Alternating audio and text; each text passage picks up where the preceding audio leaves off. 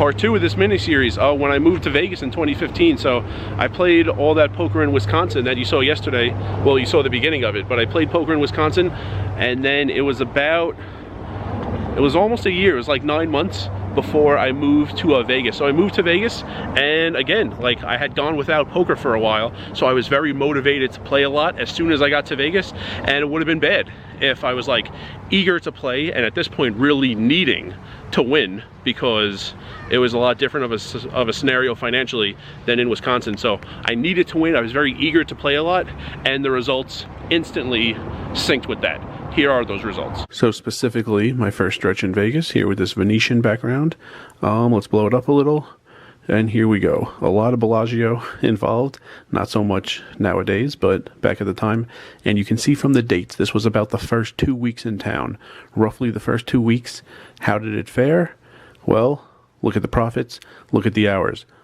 Good in terms of profits and solid in terms of hours. Now at the time, I wasn't really trying to hit like 10 hours per day, even 8 hours per day. I didn't really think in terms of that. I knew I had to play a certain amount, but I wasn't like really focused on hours like I am now. But the totals for those 2 columns, $3,738 in about 101.5 hours. Hours, even without thinking about it, very solid for 2 weeks. And of course the money was great for 2 weeks. So I moved to Vegas, wanted to play a lot, had solid results, and was able to easily play a lot of hours because things were going well. Very fortunate to start what I thought would be, it was definitely going to be at least 1 year in Vegas. Wanted it to be more, but that first year had to go smoothly and made a big chunk of what I needed for my first year of expenses in the first 2 weeks. Anecdotally, this day, March 20th, was pretty funny because I remember specifically the first session of that day.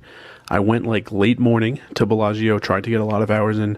2.5 hours went very poorly. Went home, of course, cooked chicken and rice, went back, and this was actually pretty slow. The second session of 9 hours, I remember the first table being very bad, just very slow. And I asked for a transfer, and a guy on the table I asked to transfer to was asking for a transfer to mine, so we just swapped.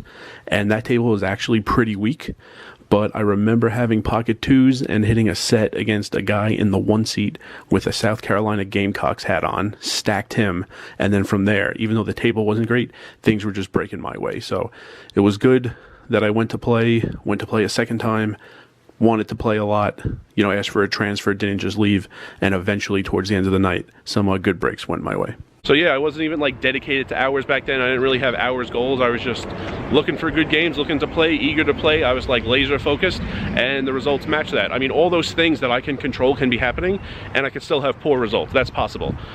It hasn't happened so much in my life in like a new city, in a new start after going without poker for several months. But every time I was like in this situation where I was eager to play a ton, motivated to play a ton, just like my start in Vegas in 2015, the results were good early on, and I was able to put in a lot of volume early on. This was the second installment in this mini-series, Las Vegas, third installment tomorrow, first summer of law school, MGM National Harbor. And remember, rice is a spoon food.